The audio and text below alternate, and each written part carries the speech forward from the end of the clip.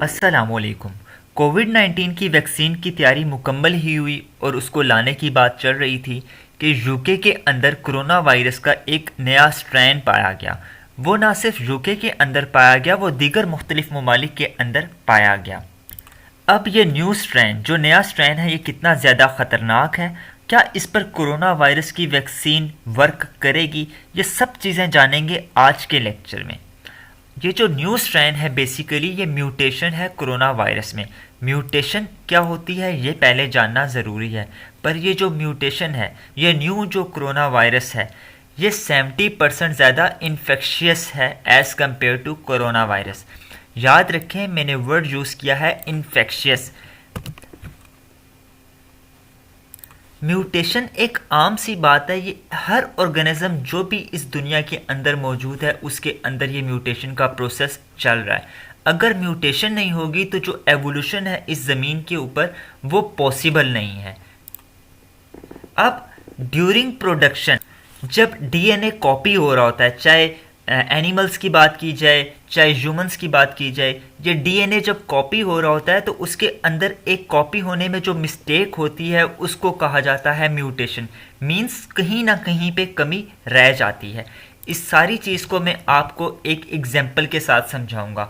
लेकिन बाज़ दफ़ा ये म्यूटेशन अच्छी होती है, बाज़ दफ़ा म्यूटेशन यूज़लेस होती है जिसका कोई पर्पस नहीं होता, और बाज़ दफ़ा म्यूटेशन एक बैडली होती है। और कोरोना की जो नई स्ट्रेन आई है वो कोरोना म्यूटेशन बैड में आती है। सबसे पहले मैं बताऊंगा जब एक म्यूटेशन एक पर्पसफुल होती है, गुड म्यूटेशन होती है, उसकी एग्जांपल क्या है। आपने दुनिया के अंदर स्पैरोज की एक फॉर्म देखी होगी। एक ही स्पैरो होती है लेकिन उसकी चोंच बड़ी होती है, कुछ की जो बीक होती है, चोंच होती है, वो छोटी होती है। ये ग्रुप तो एक ही है, लेकिन जब ये रिप्रोड्यूस हो रही थी, एक न्यू स्पैरो बन रही थी, तो उसकी चोंच को आप बाज़ दफ़ा नोट करिएगा कि उसकी चोंच लंबी होती है। अब ये जो न्यू चोंच है जब ये रिप्रोड्यूस करेगी तो इसकी जितने भी आगे न्यू स्पैरोज होंगी उनकी जो चोंच होगी वो लंबी ही होगी।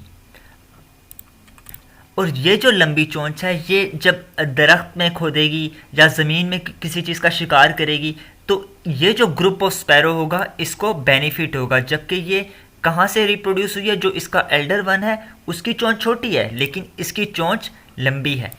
अब यूजलेस म्यूटेशन की बात करता हूँ। अब आपने बहुत से ऐसे बच्चे देखे होंगे जिनकी जो फिंगर्स होती हैं, उंगलियां होती हैं, वो 6 होती हैं, जबकि उनके पेरेंट्स की जो फिंगर्स होती हैं वो 5 होती हैं। अब ये जो 6वीं फिंगर है ये यूजलेस है, इसका कोई पर्पस नहीं है। लेकिन ये क्या हुआ, म्यूटेशन हुई। जब डीएनए कॉपी हो रहा था कहीं ना कहीं पे मिस्टेक हुई, इस बच्चे की 6 फिंगर्स निकल गई। अब सेम प्रोसेस जो है कोरोना का हुआ। पहले कोरोना ऐसा था, कोरोना में जो रिप्रोडक्शन होती है वो मंथ में 2 टाइम्स होती है अकॉर्डिंग टू रिसर्च। अब जो न्यू म्यूटेशन आई है उसमें सिर्फ डिफरेंस ये है कि जो स्पाइक्स पहले कोरोना के थे वो जो थे वो रेडिश थे। अब जो न्यू कोरोना है उसके जो स्पाइक्स हैं वो येलो हैं। पर ये जो येलो स्पाइक्स हैं ये क्या हैं, इन्फेक्शियस ज़्यादा हैं, ये इन्फेक्ट ज़्यादा करते हैं।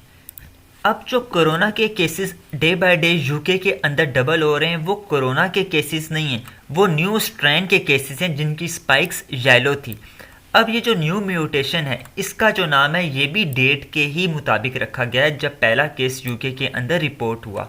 इसको कहा जाता है VUI 2020 12 दिसंबर, मीन्स दिसंबर 12 और 1। और जितने भी न्यू केसेस यूके के अंदर आ रहे हैं वो न्यू स्ट्रेन के आ रहे हैं। अब ये जो न्यू स्ट्रेन है ये कितना ज़्यादा ख़तरनाक है, अकॉर्डिंग टू रिसर्चर्स जो न्यू स्ट्रेन है वो डेडली नहीं है, वो इन्फेक्शियस है। और कितना इन्फेक्शियस है, वो 70% ज़्यादा इन्फेक्शियस है as compare to previous one corona. ये मोर ट्रांसमिसेबल है, मतलब फ़ौरन एक से दूसरे पे अटैक करता है पीछे जो पिछला कोरोना है उससे ज़्यादा।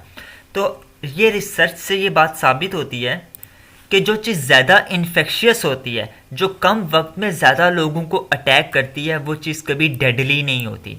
और जो ज़्यादा कम इन्फेक्शियस होती है और वो चीज़ ज़्यादा डेडली होती है। ये according to researcher, link description पे मौजूद है।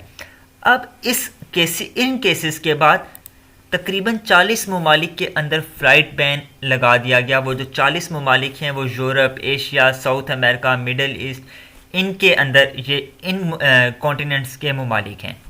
और जो दीगर ममालिक हैं उन्होंने यूके के साथ जो बॉर्डर्स थे उनको क्लोज़ कर दिया। अब ज़्यादा इम्पोर्टेंट सवाल ये बनता है कि जैसे कि पहले वैक्सीन की प्रिपरेशन मुकम्मल हो चुकी थी, क्या वही वैक्सीन इस न्यू स्ट्रेन पर भी काम करेगी या नहीं? तो according to council for scientific और industrial research director general Shekhar Mande, इनके मुताबिक जो पुरानी कोरोना की वैक्सीन है वही इसी म्यूटेशन पर काम करेगी।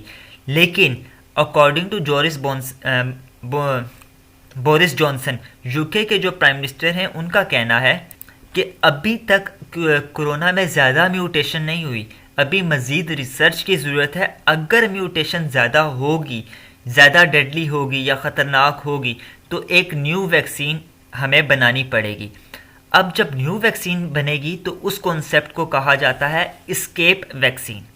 एस्केप वैक्सीन का मतलब होता है कि जो पुरानी वैक्सीन है वो उस पर काम नहीं कर रही, उसको एस्केप करके एक नई वैक्सीन बनाई जाए। होप सो आपको ये इन्फॉर्मेशन नहीं लगी होगी। Thank you for watching. Kindly subscribe this channel and press the bell icon.